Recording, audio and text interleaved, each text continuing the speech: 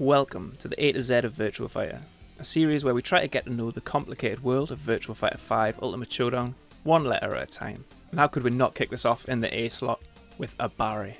From the Japanese word abareru, apologies if I've butchered the pronunciation there, Abareru means to act violently. Abare is most often used to describe an opponent choosing to attack when it's not their turn, or attacking from a disadvantage. The topic of turn taking comes up at some point in most fighting games. If you're on the offense and commit to something that's quite rewarding, then there's a good chance that there's some kind of punishment coming your way if the opponent successfully avoids it. For example, if the opponent successfully blocks your attack, often they will recover before you do, and it's their turn to attack. You can attack if you want, but because they can attack sooner, there's a good chance that you're going to get hit with that dreaded counter hit enunciator, and before your eyes, a third of your life bar is going to melt away into oblivion. For this reason, in a lot of games, turn taking is taken quite seriously. If you successfully hit the opponent, you keep hitting them. If they block or dodge, it's your turn to be defensive, and it's frowned upon to deviate from that, unless you want to lose faster. Virtua Fighter is, at its core, an extremely fast-paced and aggressive game, however. And while you can bend those rules to some degree in most fighting games, in Virtua Fighter, with the right mindset, you can throw them out the window altogether. If the opponent blocks Akira's jab here, since it's a duckable and low damage attack, Akira isn't made to lose his turn like he is for other moves. It's low risk, it's low reward, so there's no punishment for getting it blocked. In fact, he's +2, so he actually gets to hit the opponent again, only this time he can do it 2 frames faster than they can. This means Akira has a few options. 1, he can choose to hit the opponent again, safely with another jab, and continue to keep his turn. 2, he can choose a heavier, slower attack, up to 2 frames slower, and still know that his attack will win.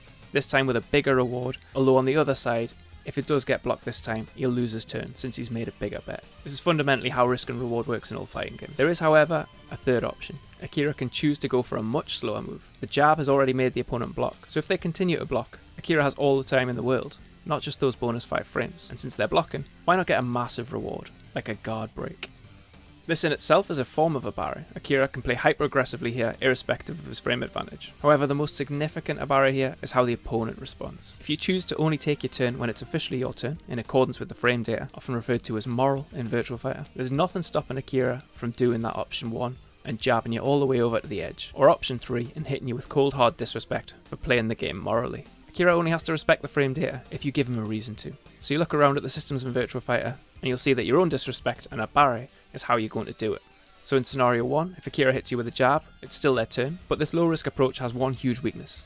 It's a high attack. So even though he's faster than you, a tactical low punch goes under the jab here. And even though it wasn't your turn, you've now stolen your turn back. This is one of the most common forms of Abare at all levels in Virtua Fighter, and comes with its own risks. But what matters here is that the frames aren't the full story, and it can be intelligent, not just scrubby, to press buttons out of your turn, so long as you're doing it for the right reasons. Similarly, in scenario 3, the opponent is disrespecting their own advantage, therefore they've left a gap for you to fit an attack into. It's not always something slow like this that you can react to, but perhaps it's something that lets you do something more impressive than just a crouching jab. So even on defense, with Abare, big bets mean bigger prizes. So Abare isn't always about jabbing. On top of this, you need to take loads of other things into account, such as sidestepping, jumping, backdashing, and some things that we'll hit later in this alphabet series like Sabaki and Inashi. For now though, get out there and disrespect your opponent so they have a reason to respect you. B. Buffering. Buffering is one of the concepts that a lot of people struggle with when moving to Virtua Fighter. Buffering isn't unique to Virtua Fighter, but what is unique is how massive the buffer window is, sitting at an enormous 12 frames. That's the entire startup animation of your jab that you've got as leeway, which can take some getting used to. Once you are used to it, however, it becomes something that you can really work to your advantage. Here are 3 big ways to work with the buffer, although there are others. 1. Crouch buffering. If you have a character with moves that look like this, that means you need to do the move while crouching. But you'll notice that some of your best combos require you to do something like this in the middle of them, often from a standing attack. Now you can do this by carefully timing your crouch, but a more consistent way is to force your character into crouching and then input your attack before they stand up again. The easy way to force crouching is to input a crouching jab before your attack, but the best way is to input a crouch dash, which brings out your crouch attacks quickly, consistently, and in a way that can even be ambiguous to the opponent. 2. Stand buffering. You can also do the opposite of crouch buffering by inputting a dash or a backdash after a crouch to do standing attacks in a position where you should only be able to do crouching attacks. And number 3, input buffering. You can also just buffer moves one after the other by doing the directions of the next move during the animation of your current one. This in particular is where a lot of the struggles come from when picking up Virtua Fighter 5 for the first time. You can input some of these things at a speed that in other games would be deemed so fast that only the first move would come out. There's also another layer to this called 1 frame delay buffering, but we'll get to that another time. For now, jump into the dojo and try these out. You'll be surprised just how much you can be rewarded for having fast hands. C. Catch throws. Less prevalent in Virtua Fighter 5 than they were in Virtua Fighter 4, catch throws are certainly something to still be aware of. A lot of people, myself included, have probably told you that this version of Virtua Fighter 5 has simplified the throw system, so that you just have to tech neutral, back or forwards, in order to get away from throws. They may also have told you, and again myself included, that the rock paper scissors in Virtua Fighter is so strict that punches will always beat throws, and throws can only beat blocking. This is mostly true, with the exception of catch throws. These are kinda like command grabs are in other fighting games, in that they betray the rules that most throws follow. However, in Virtua Fighter, they do not behave like command throws commonly do. A catch throw beats jabs, breaking one of the golden rules of Virtua Fighter, but fortunately only a few characters have them, and it's the obviously grabby looking ones that do. So be aware that when you're up against a character like Wolf, who always wants to throw you, your first line of defense of jabbing through their throw animation isn't always going to save you. These kinds of throws also can't be teched. What is going to save you, and this is why I say they aren't like other command grabs, is that to beat a catch throw, you actually want to try and throw the grappler first. So good luck with that. Aside from that, they can be crouched under or fuzzied. I think all low catch throws were left in Virtua Fighter 4, and since they have long startups, they can be interrupted with a jab if the grappler attempts to set them up from a blocked attack, or other situations where there's a particularly significant gap before the throw. And that's it. If you find yourself up against someone that's breaking the rules and grabbing you through your attacks, now you know why. D. Defensive move, or DM. DM is the term for a defensive move. It's important to know this because you're going to see it a lot when you're looking for answers to problems that you're having early on in the game. It's just a fancy name for a sidestep, but if you're coming from other 3D fighting games, it's worth noting that it's also a fancier version than a typical sidestep too. Sidesteps in this game programmatically interact with the opponent at the moment that you choose to do them. You're not two separate entities floating around on the stage, you are very much linked, so it's highly unlikely, if not impossible, to get an odd interaction from a sidestep. When you choose to sidestep, in that exact moment, the game asks whether or not the opponent tried to attack, and whether that attack can be avoided. If the answer is yes, they pressed a button and it can be avoided, your character will make a noise.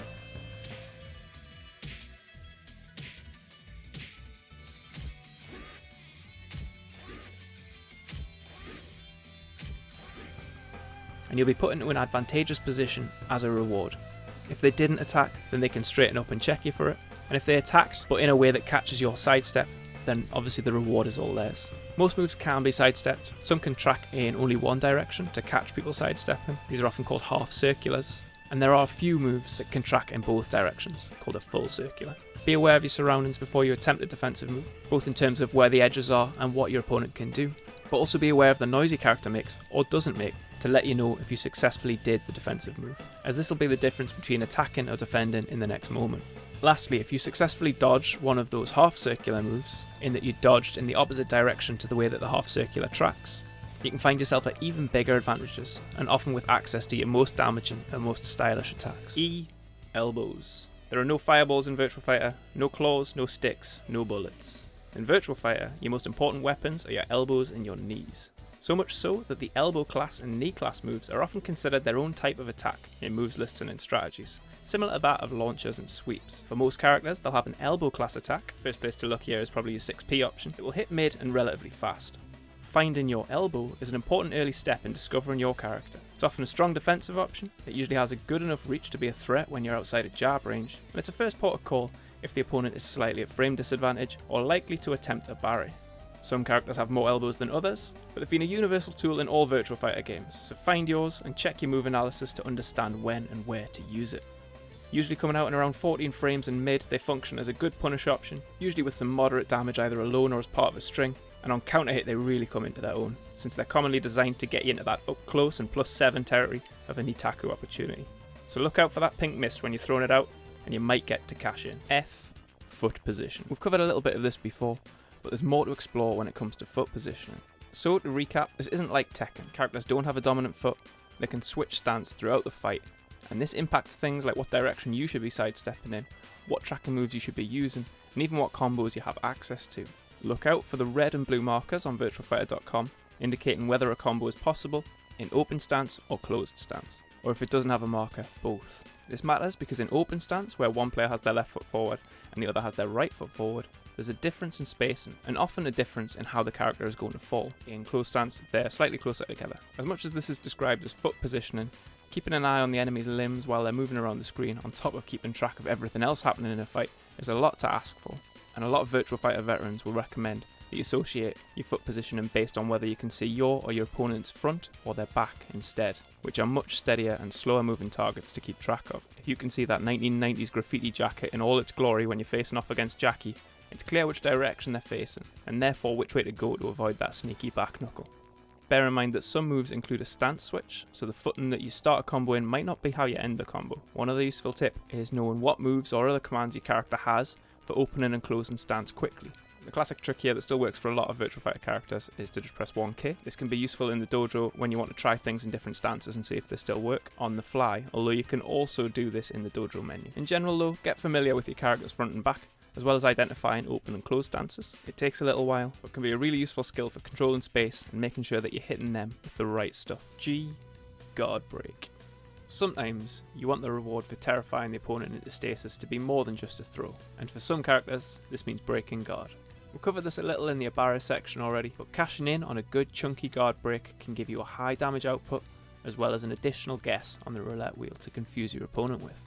There are three main types of breaking guard: guard breaks, jolts, and staggers, each with different properties and follow-ups, but what they have in common is what they do and when they should be used.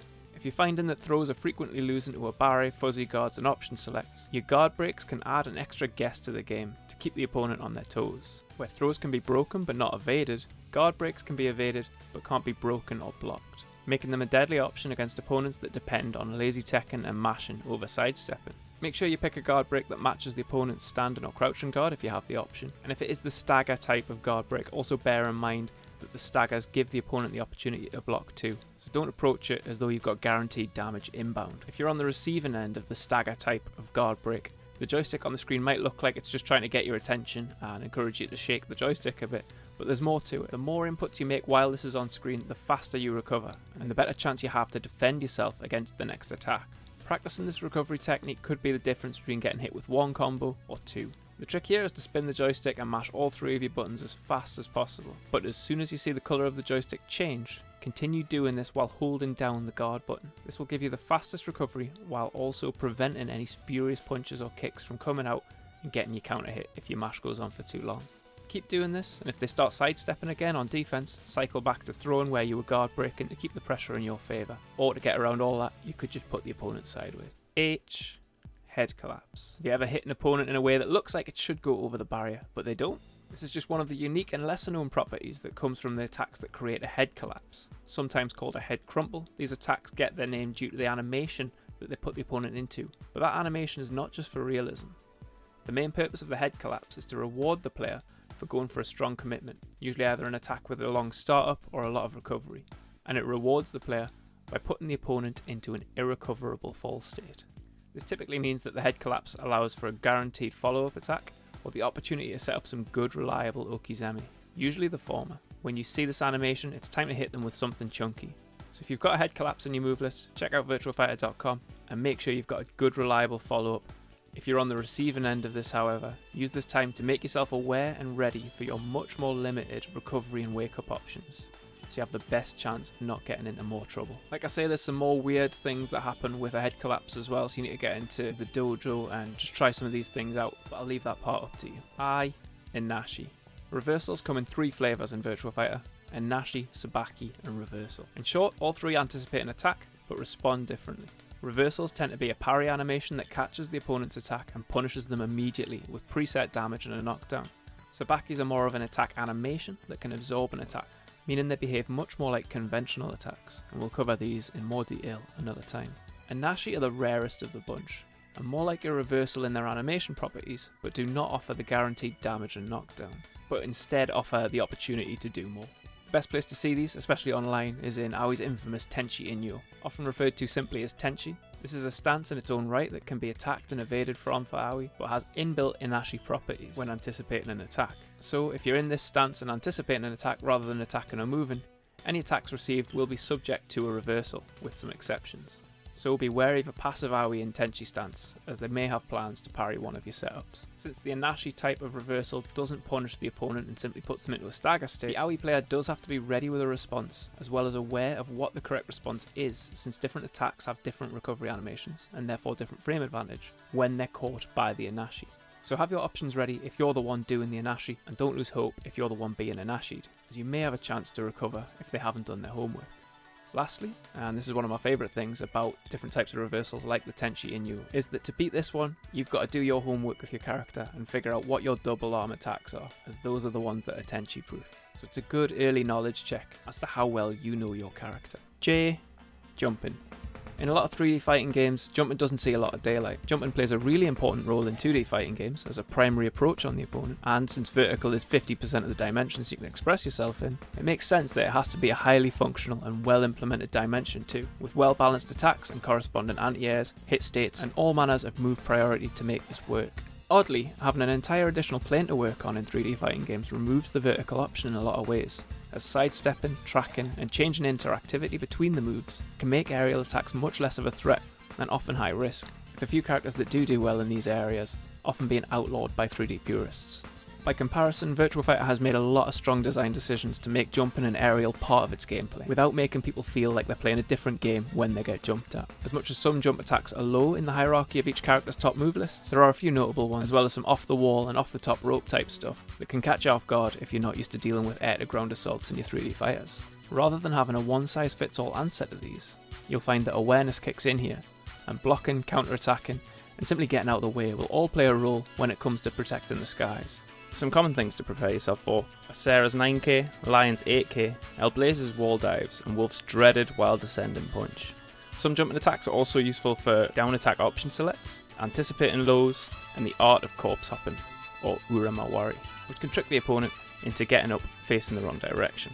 Bear in mind most characters will have at least 4 jumping attacks, which will be their punches and kicks executed either before or after the peak of their jump arc, but in most cases it's the additional ones where the fun stuff happens. Lastly, if the opponent finds a way to stuff your jumps, it normally results in you being floated for a high damage combo, or put into a guaranteed throw or punish scenario, so use them sparingly. K.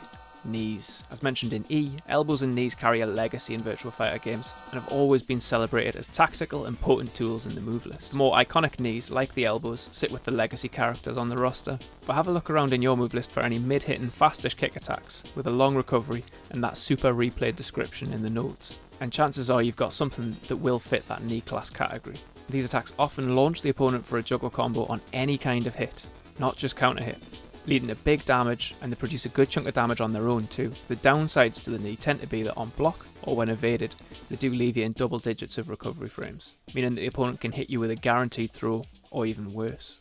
Use these high risk, high reward attacks when you're certain that they're going to connect, as well as using them to catch out side turned opponents, and occasionally as a follow up to anything where you anticipate that the opponent might try to close the gap on you.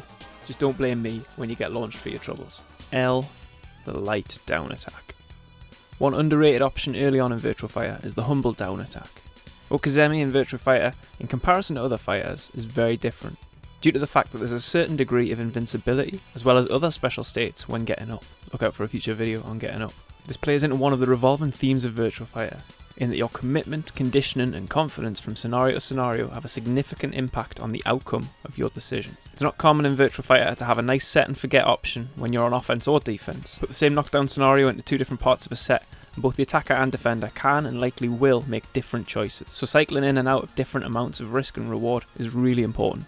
With that in mind, the light down attack actually is a great choice in a lot of different scenarios. For this reason, it's low risk and low reward, but peppering these into your Ukemizeme approach will encourage the opponent to take bigger risks and feel pressure to recover faster to stop you from chipping away at them. These attacks tend to execute twice as fast as the heavier jumping down attacks, but also do about half the damage. So they're a good compromise when you feel like you deserve more damage for the knockdown combo you just did, but don't want to eat a combo in return if they choose to quick rise and block. Furthermore, since these attacks tend to be executed by a 3P or 3K attack, a poorly timed attempt can result in an occasional counter hit or tech trap and re-engage you with the opponent as they rise.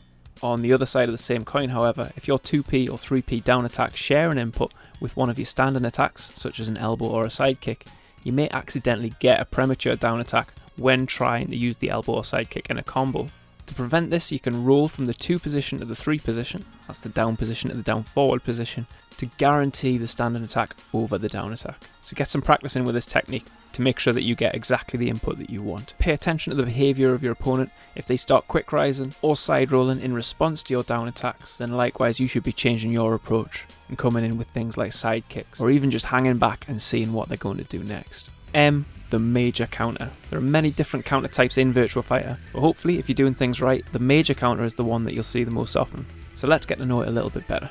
To start off, the name is a little misleading. This is one of the most orthodox and common types of counter-attack, and would probably just be called a counter in other games. However, due to the high number of different types of counter in Virtua Fighter, and this being a seriously rewarding one, the term major is used to take into account the potential for high damage outputs. You can tell when you've landed this type of counter due to the colour of the counter enunciator on the side of your screen when you land it, but also when you did it. This type of counter is an interrupting counter specifically. You've pushed a button that's better in a certain way than whatever the opponent has pressed. Either you've beaten their attack or their throw, or they've made the wrong defensive decision, such as a reversal at the wrong height and evade in the wrong direction, or a backdash that wasn't quick enough. This is another quite cool factor of Virtua Fighter, where there's more emphasis on your aggression coming into play in two different ways. Firstly, the harder they hit, the bigger the reward, with a 50% damage bonus for any counter that does up to 24 damage, and a massive 75% damage boost for anything above that, making the temptation to use your bigger buttons all the greater when you've got frame advantage. The minor counter hit on the other hand that you get for a well-timed block and punish by comparison only gets a 25% damage bonus. The other big aggression incentive that comes into play here is the unique way that clash and active frames interact in Virtua Fighter 5. Naturally, if your active frame lands first, you win the trade, but if they land on the same frame, the attack that does the most damage wins too. It doesn't just immediately trade like it would in other games, so all the more reason to consider betting on a bigger move. If the attacks land on the same active frame and do the same damage, the counter goes to whoever attacked with the longest startup, which again should benefit whoever had the frame advantage. And if all of these attack stats are identical, the counter goes to whoever had the life lead. It's only after all of this that a trade can actually occur in Virtua Fighter. So if you're fishing for that counter hit, fortune definitely favours the bold in this one. N, Nitaku. If you dig into the depths of the VirtuaFighter.com wiki, at some point you'll likely come across the Neko Dojo 2 AFC approach series of tutorials. This series of documents has been worked on in some form since 2002, predating Seth Killian's Domination 101 by a year, and the Sonic Hurricane Footsie's Handbook by over a decade. Furthermore, it contains techniques that have been formally developed and researched since 1996, if not earlier. In terms of FGC historical tomes, the Neko Dojo 2AFC approach is the I Ching of passing down foundational fighting game philosophies. The 2AFC, or 2 Alternative Force Choice, is a 100 chapter series dedicated to the concept of Nitaku. It's a concept so fundamental to Virtua Fighter that it's existed as a core strategy since at least Virtua Fighter 3 and remains one of the most important concepts to this day. As the 2AFC moniker suggests, Nitaku, which translates from Japanese as 2 choice, is the concept of forcing your opponent into situations where they feel like they're forced to guess, while you have the privilege of being the only person aware of what's going to happen next, in one way or another. If you jab your opponent, they can respond in countless ways. They can block, duck, sidestep, backdash, jump, counterattack, dick jab, attempt to throw, the list goes on. This is a lot of cognitive load that you need to be prepared for as the attacker. Nitaku, by comparison, vastly reduces the number of possible outcomes to 2, because the majority of those options at a certain frame advantage will all have the same outcome. So as much as the possibilities of their inputs are still endless, the number of outcomes become very finite. With some character and situational exceptions, the common magic number to aim for here is +7 in frame advantage or higher, which allows you as the aggressor to attack with a linear mid that can't be evaded, or a throw attempt that's already progressed too far to safely be jabbed through, as this exposes them to catch the counter hit from the impending mid attack. So the player has to effectively choose to block and risk being thrown, or attack from disadvantage and risk a severe counter hit. All other options here will result in a successful counter hit or a throw, so they have to choose, and both options are risky.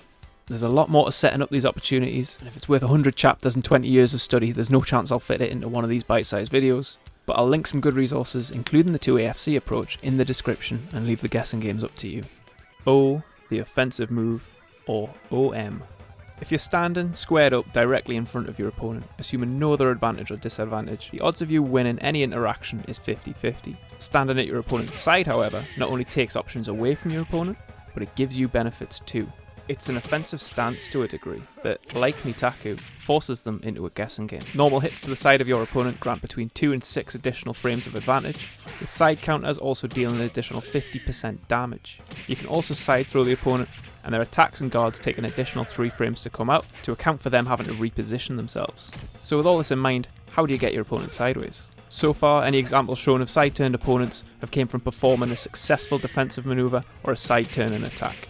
These options are fine, but depend heavily on what the opponent chooses to do and have a degree of setup to them, even at an advantage. The offensive maneuver, on the other hand, rewards you with the opportunity to steal a side-turned position whenever your opponent is getting defensive. To execute it, cancel the defensive move by pressing your punch, kick and guard buttons all together, and your character will propel themselves forward, and you'll hear a different sound to the successful or unsuccessful DM that you've heard previously.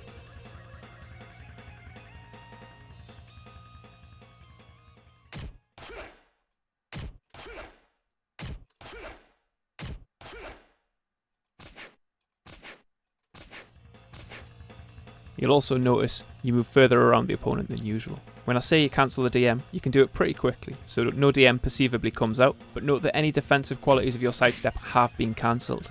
It might look like a sidestep, but this is not a defensive move in any way. This is an offensive move, and you will get hit if you attempt to sidestep with this on defense. If you're certain the opponent will attack when you're defending, a delayed offensive maneuver can allow you to successfully OM after a successful evade, but only if the evade has already started. So put some practice into this one before putting it out onto the battlefield, or you will get a belt for trying it. To start out, mix these in, similar to throws, when you think the opponent is going to turtle up. Also look out for the term OM in some of your combos. It's rare, but some silky side turns are possible mid-combo, and can even help maintain wall pressure or secure ring-outs if you know what you're doing. P, the standalone punch. A common question for new players entering Virtua Fighter is, where are all the plus frames? The concept of the frame trap transcends most fighting games, where you put the opponent into a position where they successfully defend, but the advantage is still yours, forcing them into a position where they have to either turtle up or eat a counter hit. For most characters in Virtua Fighter, scrolling through the frame data looking for attacks that give you this advantage on block will produce very little, but one recurring move you'll find is the simple singular jab. This puts the jab at the beginning of a lot of engagements, even if it's not a part of a string or a combo. Practicing G cancelling, or guard cancelling, the act of hitting guard between your jabs to prevent them from becoming a string, is crucial so that you can use your jab as a scouting hand and react accordingly based on what your opponent does. The jab has several other advantages here too. As mentioned, it's safe on block, hit or counter, so always leads to the opportunity of a follow-up attack, and will always shave some crucial frames off that follow-up too, giving access to slower, more threatening moves. And with a short recovery, even if it misses, the opponent will unlikely be able to whiff punish it. Their best hope is to duck or sidestep it, and even then, the window of opportunity isn't small enough to lead to a punish if the jab is on its own. It's also a valuable defensive tool. It can help you return quickly from a side turn or back turn position, as well as serving as a good option for interrupting strings, throw attempts, charge attacks, and poorly attempted run-in attacks from outer ranges. For all this, it does have some downsides, in that it's linear and high, so being predictable with it, such as always opting for it at a certain range or after a certain setup, will swiftly be navigated. But it's absolutely a move where the pros outweigh the cons, and when utilised well, the threat of a jab can completely alter how you're approached. This video has in part been inspired by JDCR's video about Tekken's one jab, so I'd fully recommend checking that out for more, link in the description. Even if you don't play Tekken, the applications in that are very similar and worth a watch. Q. Quickrise. Getting up in Virtua Fighter is one of the things that separates the intermediates from the beginners and the proficient from the competent. Knowing all of your different options for waking up, and effectively alternating them, even without an awareness of which ones is best and when, serves as a knowledge check that can stop a more autopilot-y player from continuing their offense. Once you do get the hang of that, knowing when certain options are good can help you maintain pressure on offense and give you the best chance of a comeback on defense. So the basics here, you've probably already found your Quickrises, mid and low, all negative on block, some punishable, but rewarding if they do work out, and usually circular. You'll have found your delay rise, which is if you do nothing for long enough you'll stand up anyway. And after that you have your Quickrises. So pressing punch, kick and guard together, or punch, kick and guard with up and down at the exact moment that you hit the ground, will cause you to immediately stand up, and with some moves and exact precision, this can even reduce how much damage you take. This Quickrise with a direction is sometimes also known as a tech roll. Look out for that when trying to learn how to escape certain types of offense. If you miss the timing, you can still get up quicker than usual in 3 different ways, purely based on the buttons that you choose to mash. Mash and kick, or down and kick, will give you the aforementioned Quickrises. Mash and punch in all the directions, will speed up your normal rise. This is good for escaping down attacks and throws. And mashing guard in a direction will cause you to roll in that direction before getting up. You can also follow this style up with an attack by inputting it while rolling too. Each has its own risks and vulnerabilities, which can also change based on your land and orientation. More on that in the links in the description. For now though, mix these into your game and just see what works for you. Lastly, if you're out of ideas entirely when it comes to getting up, it's not a bad idea to sometimes just stay on the deck and use that time to gather your thoughts, and it'll also drop the tempo if your opponent's particularly aggressive. Or the reversal. Covered lightly in the Inashi video, reversals reward you for reading the opponent, parrying their attack, and getting an automatic attack as a follow-up. These come in 3 main flavours, high, mid and low, that will parry most attacks at that height, and are inputted with a back, or down input, usually with punch and kick together. Check your character's reversal tab, if you have one, in the command list for more information on virtuafighter.com. These can be really rewarding, often leading to a knockdown with good follow-up pressure, but they're rewarding due to their high risk. If you guess the wrong height or try to parry a move that can't be parried, you will get counter hit, and due to their animations, if the opponent doesn't attack at all, there's also a healthy window there to get a hit or a throw in for your opponent. One other odd type of reversal is the passive reversal. See Jackie's Pak Sao or Leifei's Dokuritsu Shiki, along with some others, where they can actually parry you by simply doing nothing at all against certain attacks. It's a common opinion in Virtua Fighter that reversals can be more of a curse than a gift, but if your opponent is putting out highly telegraphable lows or always following up a setup with a certain attack, it's a good way to send a message that you've got them downloaded. Sabaki. We've labelled the point that there's 3 types of reversal now: the Sabaki, the Inashi, and the standard reversal. But with each of these, there are further subcategories that you can continue to break down into, and Sabaki is probably the best example, with 2 distinct classes: the Sabaki attack and the Sabaki reversal. Sabaki attacks are attacks with reversal properties. Because they're an attack, they don't depend on the opponent to attempt the right kind of attack for the Sabaki to take place. The attack animation will come out no matter what, but with the added benefit that if the opponent does try an appropriate attack, it'll absorb it and still hit them, usually with a slightly different effect. An appropriate attack will be one that's at the right level and the right class, such as a mid elbow or a high kick, so there's still an element of reading the opponent to achieve the Sabaki, but with the added assurance that it has standard attack properties if there's nothing for it to connect to. Trying to initiate a Sabaki to shut down an opponent's Abare and pokes is common in the game plan for many characters, so being aware of characters that may try a Sabaki and when is also really useful. The other Sabaki type, the Sabaki reversal, is a deflect animation that will also fully occur regardless of the opponent's decision, but doesn't double as a standalone attack. Because these are higher risk and less offensive, they do tend to work on more than a single attack type and often allow for a really good follow-up if they do land. This means you'll also need an awareness of what the good follow-ups are. Usually check your strategy guides on virtuafighter.com to find out what you should be looking for and what you should be doing. Go, for example, has an entire chapter which is fantastic and dedicated purely to Sabakis and the kind of game plans that you need to execute in order to achieve them. So a little tricky, these ones, they can be quite varied. But if you were wondering why some of the opponents seem to have this magical armour that just lets them eat up some of your attacks, that's why. Tsukami. So at this point, you're punching through throws, throwing through catch throws, and quick rising away from down throws. Yet somehow, it still feels like every go you come up against is chucking you around like a rag doll. This is the Tsukami. It looks and feels like a catch throw, in that there's a hold position followed by a guessing game of throws, and it feels much like a catch throw, that this should be the window where you guess their throw direction and tech. But no matter what direction you put a throw escape, the go always seems to win. A go is looking for this against beginner and intermediate players, and if you fail the same direction multiple times, this is a red rag to their bullish behaviour, and they'll actually change their game plan to take maximum advantage of this failed knowledge check. This can get frustrating, since unlike throws, it can be comboed into with little to no startup, and it can be initiated by the go player on both offense and defense. So what's the answer? Do you treat it like a throw or a catch throw? The answer is neither. The Tsukami is a unique throw class called a clinch, and needs to be defended against in 2 ways, by calculating your guess based on damage, and calculating your guess based on position. So, breaking the Tsukami. Unlike most throw chains and catch throws, this has 4, technically 5 different outcomes that you need to be prepared for by either blocking and or holding the correct direction.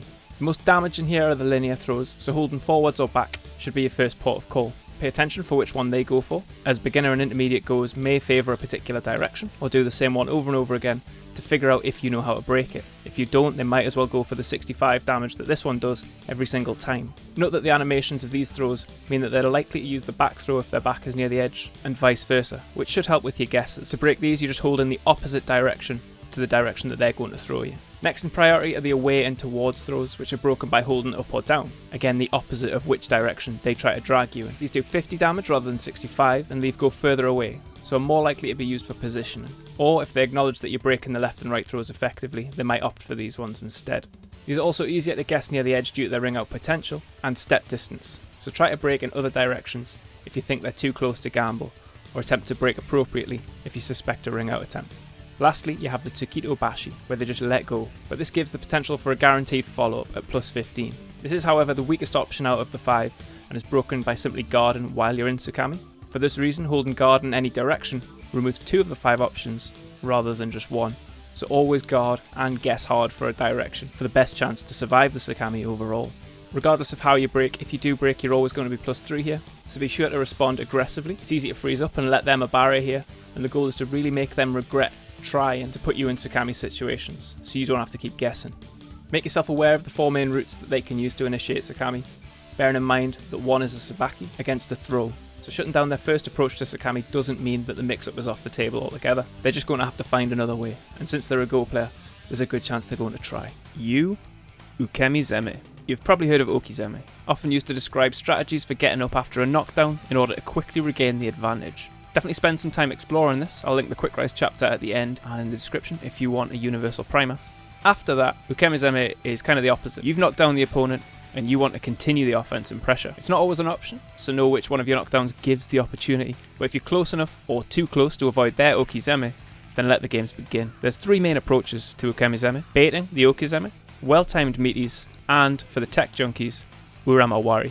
Baiting Ukemizeme is low risk, but requires you to create distance, so if the opponent doesn't engage, you're right back into the neutral again. If the opponent is particularly favouring their kicks when getting up, having something ready to nab some cheap damage like this is great, but the scope of the strategy is usually pretty limited. Meaties, on the other hand, can really force your opponent to change their approach. These come in 2 main forms: timing an attack to hit the opponent as they're coming out of their rising invincibility, and taking advantage of some of your plus on block moves with long startups. So even if your opponent can successfully block in time, they're straight back into the smoke and having to guess again. This often will include the use of frame kills and option selects, which are moves and dashes specifically thrown out while the opponent is down to ensure that the timing is just right to cover some of their wake up options, or to prevent an attack from coming out if they wake up in a way that you weren't prepared for. Lastly, Uramawari, which was popularised by the addition of sidesteps in Virtua Fighter 3, is the technique of moving over or around your opponent as they're getting up, with the intention of making the animation stand them up in the wrong direction. These work best on opponents with fewer circular options in their Ukemizeme, so that they're less able to track you, but get these right and you can get side bonuses, back throws, and even the opportunity to immediately knock them down again. There's loads of nuance to this right up into the high levels of the game, including things like animation checking, so knowing whether or not the opponent is going to kick first or roll and then kick first, and adjusting what you're doing to maintain that pressure. This is definitely one of those techniques that's just going to take a lot of time and a lot of familiarity. The vital point collapse. Previously we've covered that there's different knockdown types with different properties. Today I'm going to illustrate some of those differences using the vital point collapse, or vital area crumple. For starters, different attacks have different fall states. For most moves, a fall state can depend on when and how it hits the opponent, but the special collapse states are relatively consistent and follow one rule if they're at the start of a combo, and a different but consistent rule if they're done as a follow-up attack. As you can see with the vital point collapse here, the opponent will always fall forwards and land face down head towards if the vital point collapse is the first move. However, since the vital point collapse, unlike other attack types, generally requires a counter hit to cause the collapse, the same move as a follow-up retains whatever fall state the opponent is already in. Knowing which fall state an opponent will land in can help inform your follow-up, and you'll notice characters with vital point collapse moves will often have grounded throws to complement them. After the collapse state has started, you do have moves that can reset this fall state, which again can be useful for knowing your follow-ups, and even for securing ring-outs. So pay attention to the fall states, and note that some fall states from other moves change if a collapse state is taking place. Some other things specific to the vital point collapse include the fact that the odd animation, which kind of treats the opponent like they're already down, causes all standing and crouching throws to miss, as tempting as a wild crouching throw may appear, as well as causing several highs and even some mids to miss too. With collapses causing such consistent landings, make sure you're also aware of the opponent's rising options, which are different but much more limited when they're face down. If you're on the receiving end of a vital point collapse, it can feel like you're doomed to hit the deck and take a down attack, but with a little bit of practice, you can perform an Ukemi Quickrise with an immediate guard or throw escape and defend yourself from what's coming, so don't let Wolf drop that elbow on you. Walls. This one was difficult to cover. In fact, this is the second time I've tried, because when I started to record my examples last time, I noticed that there were too many exceptions to the things I was talking about, to the point where it basically wasn't worth showing them. When I reached out to the wonderful Virtua Fighter community to ask for help, it was a relief to hear from some of the veterans that even they struggled to get their heads around some of the wall concepts, or at least apply them consistently on some of the more awkward stages.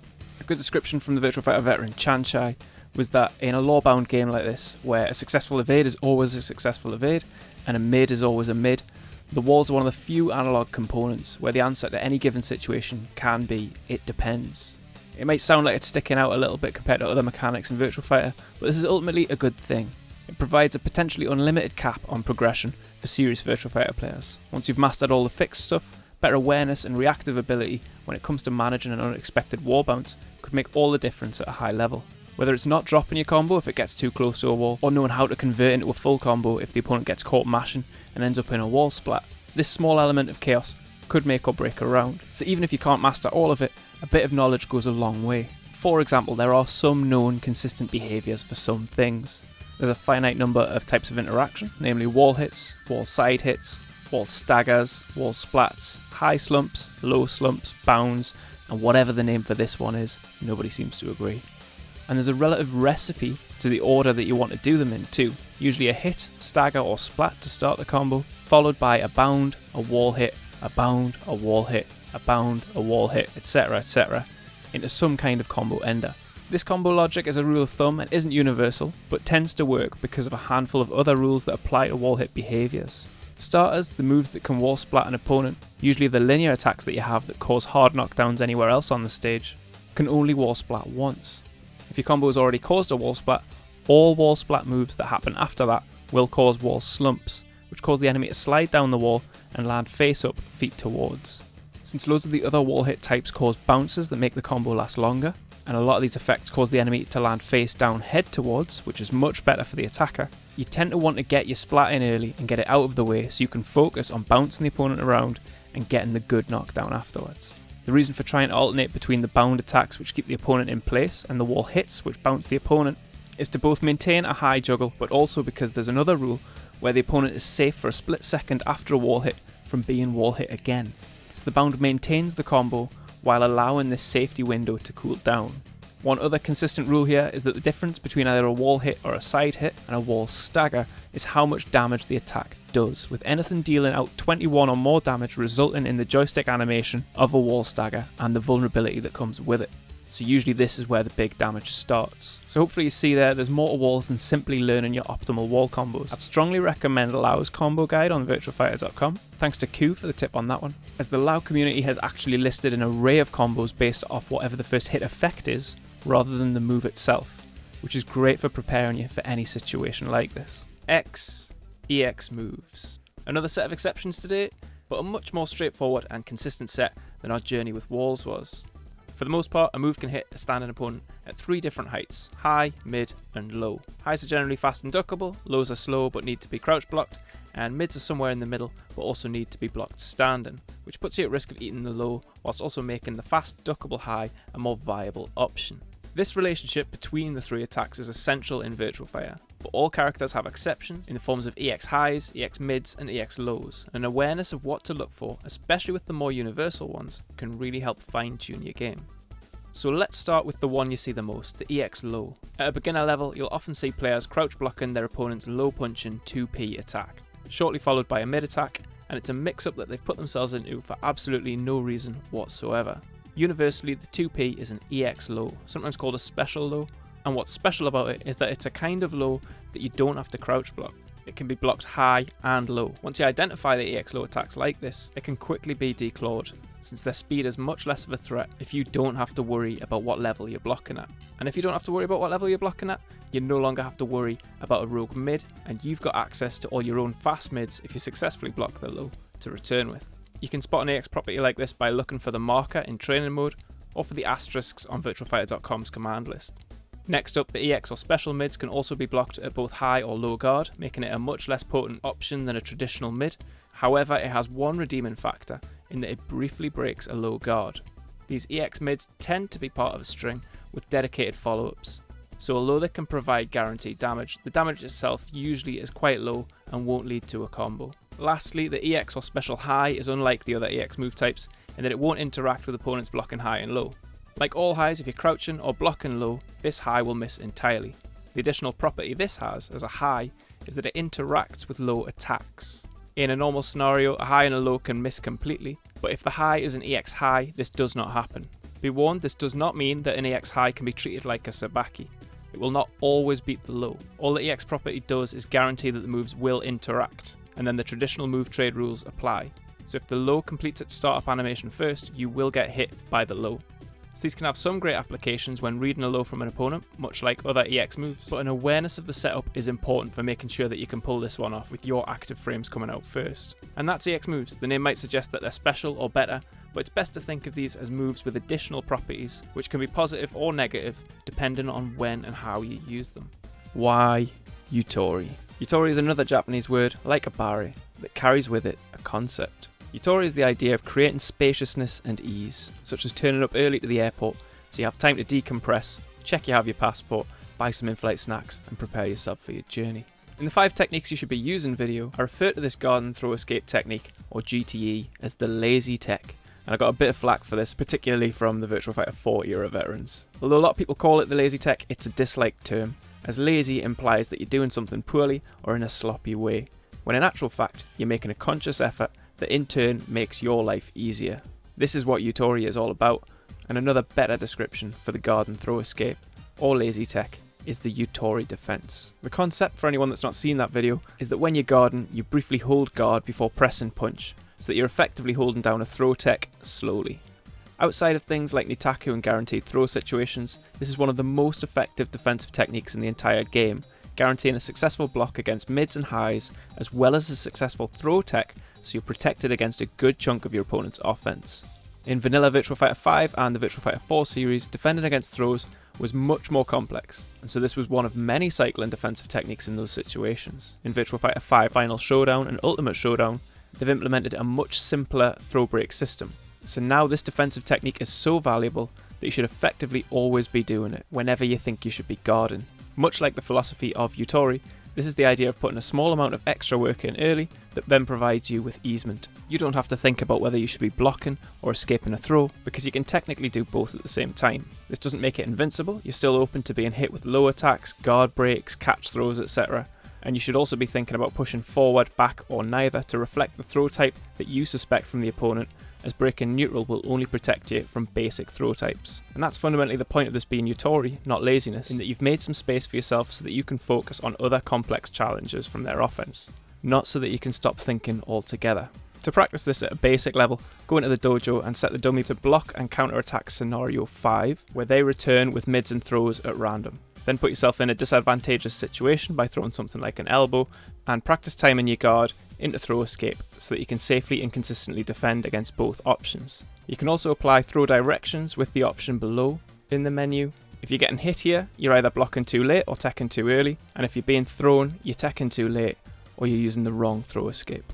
This has loads of applications, and if you ever find yourself leaning solely on the guard button in a match, ask yourself if some additional Yutori would help create some space for you. Z or Z, Zabantetsu. Zabantetsu is one of Shun's many stances and the gatekeeper to a number of moves in his seemingly infinite command list. There's certainly some interesting observations that can be made about it, especially for Shun players, but the purpose of this one is more to use Zabantetsu as an example when it comes to understanding the implementation of stances, states, and commands. Shun-D is considered by many to be one of the most complicated characters in the game, with 240 to 260 different moves depending on how you count them, divided across 8 different stances and 3 to 4 additional positional states, with an additional complexity of having some moves and combo routes that can only be unlocked based on how many drinks he's had, which can also fluctuate based on Shun's own attacks and the opponent's attacks that can increase his drunkenness and sobriety throughout the round. Looking at Shun on paper like this can be really off-putting, but even with all this going on, if you watch experienced Shun players, you'll see a much narrower and more consistent moveset appear that features 10% or less of the aforementioned gallery of moves. That's not to say he's not complex, just less complex than he first appears. In fact, next time a Shun appears on VFTV on the main menu, place a bet with yourself to see how long it takes before the Shun brings out that Zabantetsu stance. Despite the fact that it's an entire purpose-built stance and that many moves can only be done from Zabantetsu. It's a stance that most shuns don't use at all in their regular game plan, with the exception of using it to steal additional drinks after a knockout or on some knockdowns. The fact is that when contrasted with Shun's other low-profile stance, the Ushin, it has similar properties but with far fewer mix-up opportunities and generally weaker options. So many Shun players simply look at the two stances side by side and put the weaker one away, so they've got less to worry about. Shun players not using an entire stance and all the moves behind it is an extreme example, but certainly one that you can take to apply to your own character or any character you're thinking of learning to reduce your own cognitive load. If you've got a couple of similar looking moves or are overwhelmed with options when you're at +6, just weigh up the pros and cons of what you've got, find some of the better ones and then throw the rest on the back burner until your opponent shows you a good reason to actually use them. You can reintroduce some moves at a later date when you know more about the situational application of them, or sometimes even never at all. Knowing your character isn't a matter of knowing all their moves and how to use them, if you can get the same results or better by using a few moves really well. On the flip side, the illusion of having infinite depth and application to your game plan can baffle the opponent too. So even if you don't plan on using certain things in your toolkit, showing that tool early on and then putting it away entirely can be a good way to keep your opponent distracted on the wrong things while you build your house of cards. And that's it for the A to Z of Virtua Fighter, at least for now. Thanks for checking these out. There were two main goals for this series. I wanted to help new players learn some of the many systems of Virtua Fighter, and for veteran and returning players I wanted it to be something that celebrated just how deep this 3-button fighting series can be. Hopefully I've done that. Big thanks to all of you for checking it out and showing your support, as well as Mike from virtuafighter.com, NG Crush and Chanshai, who all helped with the scripts, as well as some of the examples, and countless other people in the Virtua Fighter and fighting game community that have helped inspire this. Virtua Fighter has a fantastic community. If you haven't already, check out virtuafighter.com, Virtua Fighter Revival, Virtua Fighter Europe, wherever you've got a community that can help you play this game. I've never done a project this big. The next one's looking even bigger, and that's all thanks to you lot. So I'll see you in the next one.